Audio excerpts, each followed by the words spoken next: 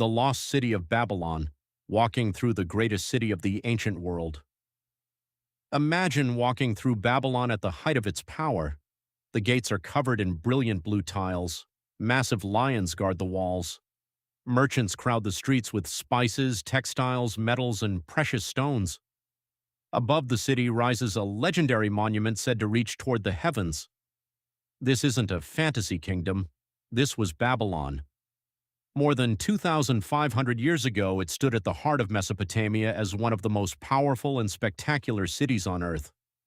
But today, much of it is buried beneath the desert. So what did Babylon actually look like? And what happened to the city that once seemed almost impossible to conquer? Tonight, we're going to walk through Babylon as if we were there. The year is around 600 BC. The sun is rising over Mesopotamia. The Euphrates River flows through the heart of the city, carrying boats loaded with grain, timber, pottery, and luxury goods. From the rooftops, Babylon stretches across the horizon. Its enormous defensive walls dominate the landscape. Beyond them are temples, palaces, markets, gardens, crowded neighborhoods, and monuments built to impress anyone who enters. This is the Babylon of King Nebuchadnezzar II, a city at the center of an empire, a city that wants the entire ancient world to know one thing: Babylon has arrived. Our journey begins outside the city. The road is crowded. Farmers arrive with carts of grain. Merchants lead donkeys carrying goods from distant lands. Soldiers patrol the roads. Travelers approach from every direction, and then the walls appear. Babylon's defenses were enormous. Ancient sources describe massive walls surrounding the city, while archaeological excavations have revealed substantial defensive structures. But the most famous entrance was the Ishtar Gate. Imagine approaching it for the first time. Brilliant blue-glazed bricks cover the monumental gateway.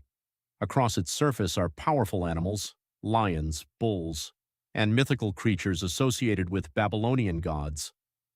The lions are especially important. They represent Ishtar, goddess of love, war, and power. You walk beneath the gate. For a moment, the noise of the road disappears. Then you enter the city, and Babylon comes alive. The city is already awake. Bakers are preparing bread. Craftsmen hammer metal. Potters shape clay.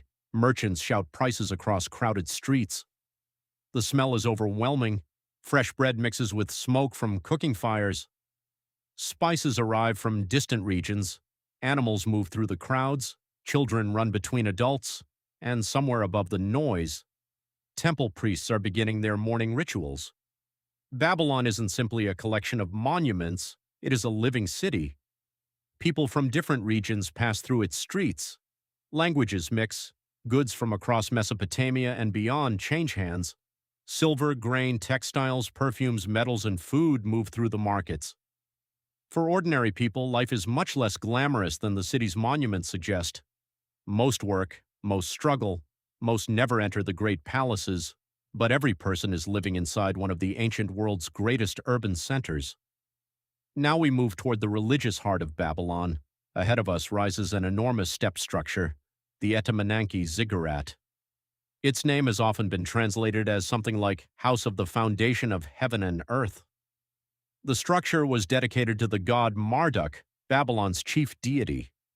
Its enormous scale would have dominated the city. Imagine climbing its massive terraces. With every step, Babylon spreads farther beneath you.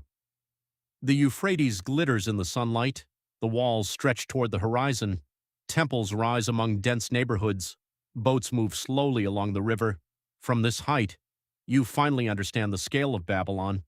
But there is something even more impressive waiting nearby: the royal palace. We enter the royal complex. This is where the power of Babylon becomes impossible to ignore. Nebuchadnezzar II transformed the city on a massive scale. Walls were rebuilt, temples were restored, monuments were expanded. The palace became a symbol of imperial wealth. Imagine walking through its courtyards. Polished surfaces reflect the sunlight. Guards stand at entrances. Officials move quickly through corridors. Servants carry food and supplies. Foreign ambassadors arrive carrying gifts.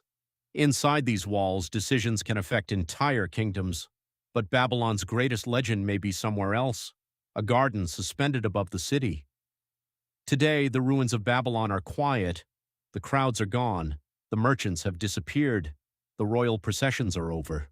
The Euphrates still flows through the region, but the city that once watched over it has become a shadow of its former self. Thank you